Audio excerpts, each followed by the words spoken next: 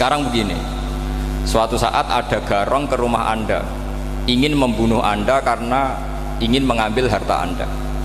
Anda ingin ingat status mukminnya atau status garongnya? Terus kamu mau dibunuh diam aja? Saya tidak mau membunuh orang apa? Mukmin atau membunuh orang muslim. Nah, kesulitan yang dialami Sayyidina Ali seperti itu. Orang-orang Khawarij cara berpikir, Ali ku geblek, wong mukmin kok pengen mateni wong mukmin. Muawiyah ya geblek pisan, wong mukmin kok pengen mateni orang mukmin. Padahal suasana sudah kacau. Ketika seorang penjahat mau membunuh yang punya rumah dan yang punya rumah ingin membunuh penjahat, itu namanya mukmin bentrok sama orang mukmin. Apa orang benar sahibul hak ingin mempertahankan haknya? Tidak, sampai saya tanya. Itu sahibul hak, yaitu yang punya rumah ingin mempertahankan haknya. Meskipun dalam duel ini kadang terjadi pembunuhan. Nah di sini ini ya, ulama ahli sunnah menyebut masalah ijtihadiyah. Kelompoknya Sayyidina Ali mempertahankan nyawanya meskipun dengan cara membunuh pasukan Muawiyah. Pasukan Muawiyah juga mempertahankan nyawanya meskipun harus membunuh pasukan Ali. Zaman itu susahnya ijtihad seperti itu. Tapi orang Khawarij cara berpikir enggak, ini biang keladi masalah itu Ali sama Muawiyah. Akhirnya mereka malah rapat, ya sudah dua-duanya bunuh saja. Ya masyhur tuh, akhirnya Sayyidina Ali dibunuh oleh orang Khawarij. Makanya ini penting ya, pentingnya ngaji seperti ini. Jadi kamu harus dilatih berpikir nubuwah. Ya, dilatih berpikir apa? Nubuwah. Disebut al ulama warasatul anbiya. Meskipun dengan cara yang ekstrim, tapi pikirannya saja, jangan perilakunya. Saya punya contoh sekian kasus, sekian tragedi. Misalnya begini, saya itu dulu punya teman, dia soleh, bisa baca Fathul Mu'in.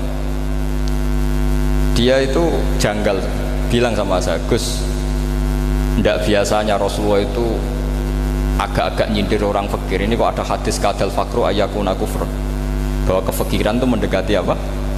Kekufuran. Dia itu aneh sekali. Biasanya tidak biasanya Rasulullah ngeritik seperti itu. Walhasil ini singkat cerita, anak ini ngalami satu trauma. Dia itu miskin. Gara-gara miskin gitu jadi burunya orang non muslim. Dan sering disuruh nganter majikannya itu ke tempat-tempat lokalisasi. Dia mulai mikir, ini gara-gara fakir saya harus nganter orang ke lokalisasi.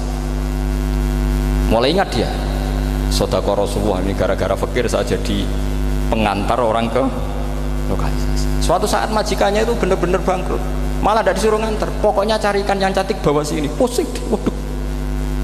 Nah, dia akhirnya walhasil lari terus keluar, terus dia cerita betapa ekstrimnya fakir, sehingga gara-gara fakir saya harus jadi penolong orang yang mau apa maksiat. Anda boleh berpikir ekstrim, tapi ekstrim dalam melawan kemungkaran, yaitu tadi, saya nggak boleh jadi fakir, tapi takutnya fakir yang nanti jadi alat kemaksiatan. Imam Ghazali juga punya contoh seperti itu. Imam Ghazali pernah marah besar ketika tren di Baghdad itu orang belajar fikih semua. Hatta la yakuna thamma tabibun illa min ahli dhimmah, kata beliau. Sampai di Baghdad itu tidak ada dokter kecuali orang kafir dhimmah. Akhirnya kalau ada ulama sakit, saya masih ingat pas kecil, kalau ada ulama sakit itu tidak boleh dibawa ke rumah sakit, takutnya ketemu dokter muslim, non muslim malah disuntik langsung apa? Mati. Akhirnya ulama saat itu berfatwa, orang Islam harus ada yang jadi dokter. Banyaklah gus-gus yang sekolah kedokteran. Yang masyhur seperti Sahal itu, Sahal bin Abdul Fattah. Itu dulu putranya Ki Fatah yang menolong Mbah Mahfud saat sembunyi. Saking idolakannya Basal, anaknya dinamakan Sahal, tapi dia jadi dokter spesialis bedah. Begitu seterusnya urusan negara. Dulu itu orang jabat itu tidak boleh, karena jabat itu dekat dengan syubhat, dekat dengan haram. Tapi gara-gara pejabatnya non muslim, kalau bikin aturan ya ala non muslim. Ulama akhirnya sadar, andikan kita yang jabat pasti tidak seperti itu. Bisa bikin perda ini, bisa bikin pelaturan begini yang menguntungkan Islam. Nah, jadilah banyak pejabat yang sekarang muslim. Tempat-tempat maksiat diobrak-abrik sama Satpol PP macam-macam, kita untung. Tapi kalau orang-orang Khawarij pikirannya pokoknya pejabat itu dekat dengan haram, dekat dengan syubhat. Padahal dengan kita jabat bisa bikin perda atau apa yang menguntungkan nopo Islam.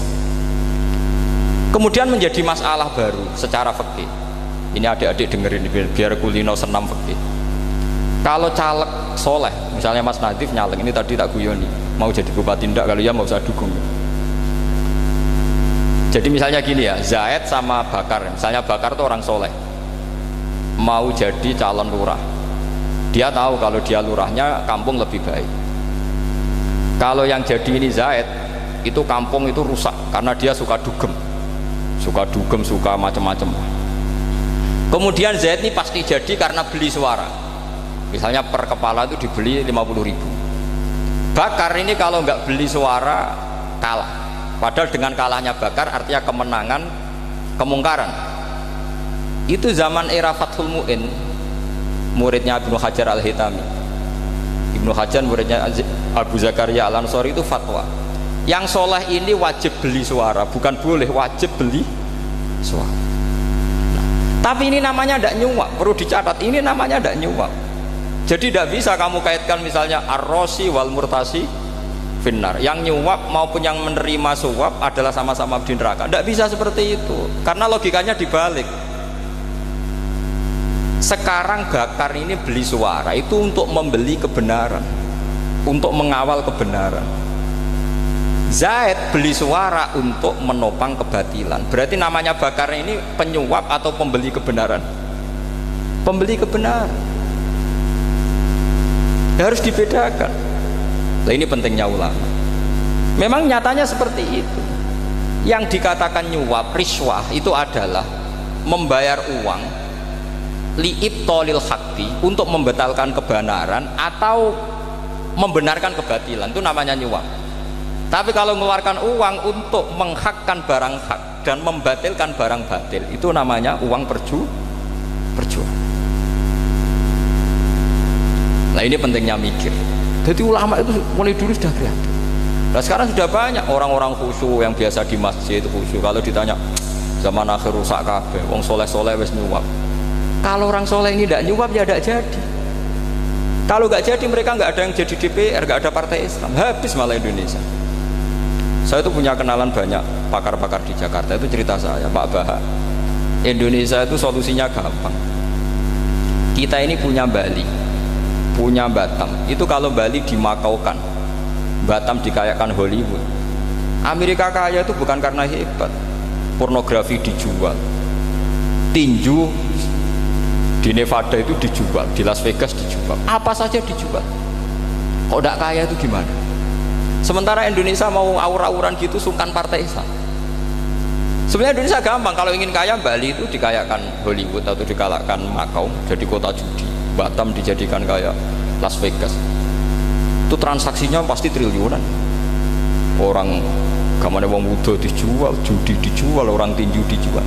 Tapi gara-gara ada partai Islam, nyari rumus solusi ekonomi itu yang tidak seperti itu, akhirnya kangelan, akhirnya rapati sugih.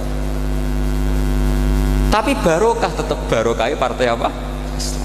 Yang menangnya caleg-calegnya rata-rata ya beli. Kalau tidak beli habis.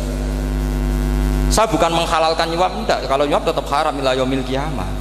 Tapi kalau suratul masalah seperti ini kamu mengatakan suap, itu beda. Ini suratul masalah yang tidak ada kaitannya dengan suap.